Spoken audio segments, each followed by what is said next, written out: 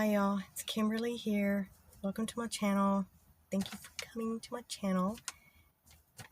Today I'm gonna do part 2 of the Texas accents, words, and phrases. And my first word is gonna be can't. It's kind of like a contraction between can't and ain't. You just put them together. I can't do that. She can't open the door. Something meaning you can't do something. Okay, number 2 is recall. I don't recall that. It's the same thing as saying I don't remember that. And it's more, I think, more southern usage. I think people use it across the country, but you hear a lot of that, I don't recall. If you ask somebody, what was that number? I don't recall. And number 3 is member. And we just shorten remember.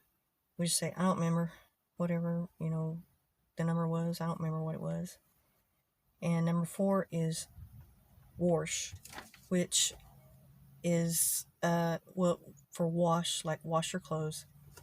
And it's I think it's like half and half here, because I say wash a lot. My mom said wash all the time, and I would sometimes say wash, and then sometimes I would say wash. So that's one of the words I kind of flip-flop on. And was instead of was. I really don't know how. I know I can tell the difference when I'm watching TV or something when people are saying this word, but instead of W-A-S, we kind of have a way of saying W-U-Z, was. She was here. And the next one is supposed to. This is super, super common here. Instead of saying supposed to, we say supposed to. You're supposed to get that done before time to clock out, or, something like that. Now, there's an ending of certain words that we change to, like I've already talked about how we changed the T to a D a lot of times.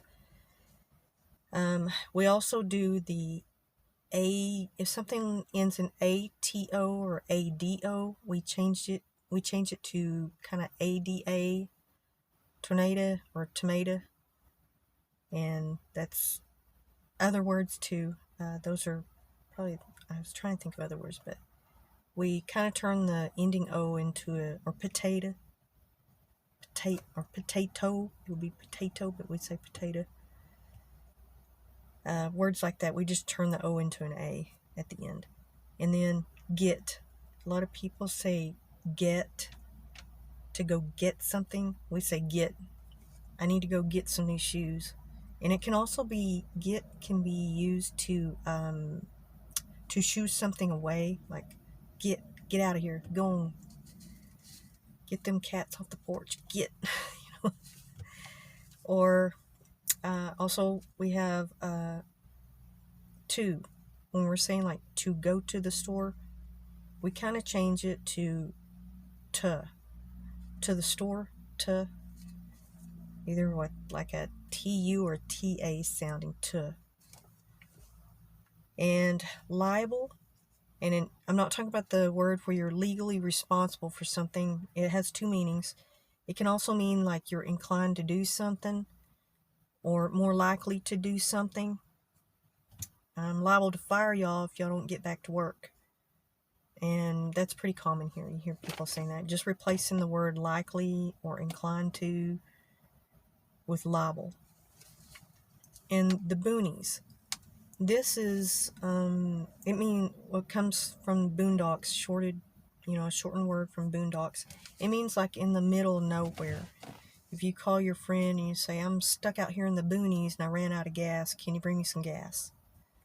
And that means you're like out on a country road somewhere. And corn-fed. This is like a word that I think a lot of people really don't understand this word, but it means 2 things. It can mean like homegrown, down home, and down to earth.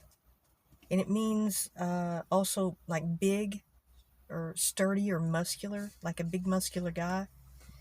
And a lot of the cows and cows and hogs are fed corn in the stockyards. to kind of fatten them up, because they need that weight so the rancher can get the highest price. It kind of puts on a quick fat on them. And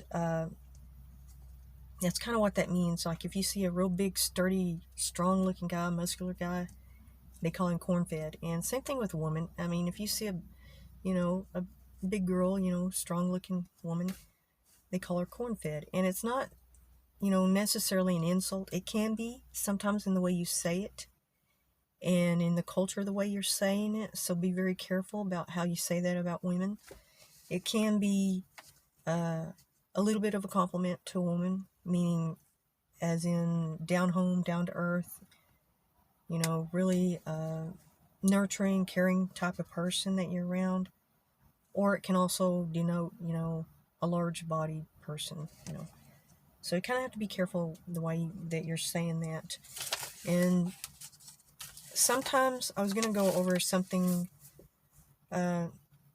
redneck. That's a word that, it's kind of gotten a bad connotation to it. And it really means somebody who works like out in the fields or works outdoors, and they get sunburn on their neck. That's how the word came about. But it also means like a country type of behavior, or country type of style of living, like that kind of person, maybe a redneck. That means they may be wearing jeans or boots, or they maybe drive a tractor. They have a real twang in their voice. You can typically tell they're a country boy, and that's, unfortunately it's gotten it brings a lot of bad connotations for the arcist word, and that's really not what a typical redneck is. A typical redneck is somebody who works hard, works, with their hands, very hard labor person, and they have, the physicality to show for it, for the redneck and the farmer tan or something like that. And it's just a meaning of, like good old boy, Texas boy, redneck, country boy. That's kind of the same, grouped in the same kind of little description of a person who either lives out in the country or has the country lifestyle, hunting and fishing, or works on a farm, like I say. Maybe they're a rancher, farmer, works with cows, horses, hogs, or whatever, chicken farmer. It could be anybody in that kind of lifestyle. Maybe denotes the way they dress. Maybe they wear Western clothes, boots, hats, and I just hate that it has, like this bad look to it, and that's not really what it means. It's more of a friendly, down home, down to earth, country boy kind of persona. That's really what the meaning of that word means. That they work hard, they work in the sun, and they're working, to provide for their family, and they work with their hands, and they're tough. They'll change your tire in a middle of a snowstorm. They'll stop and help you do. They see you on the side of the road, they'll help you do anything. And that has happened to me many times. And before I learned how to change a tire and change it, myself, and which I can do now. But even in the process of me doing it, I've had numerous men pull over and stop and help me. And I usually just acquiesce to them and let them do it, let them be, the gentlemen that they are trying to be. And I mean, it's really nice that we have that culture here, and that there are a lot of people that can do things like that here. I don't know, since I haven't lived in a lot of parts of the country, I don't know if that's like a thing, but here, I know people probably say it's really sexist, and I don't think it's misogynistic. I don't think it borders on that at all. It's a way that people have been raised around here, and it's very well known to all Texas men how tough Texas women are. But it's ingrained in them to treat women with respect. So many times I've had people pull over to help change a tire, or my batteries dead and they jumped my battery, or either I ran out of gas one time and this guy went and bought me gas and I tried to pay him for it and he would not accept it. So I kind of like that. I mean, I'm very independent, but I like that there are people willing to prove that there is a really, I don't know, like a good, it's like a good feeling to have somebody, a total stranger you don't know, that would come up and help you. And I don't know how it is in other states, or if that's kind of, if it's not something you've experienced, or if it's prevalent culture or behavior, because it is here. Okay, thank you all, and I hope you all enjoy a little bit learning how to speak like a Texan and learning the culture of Texas.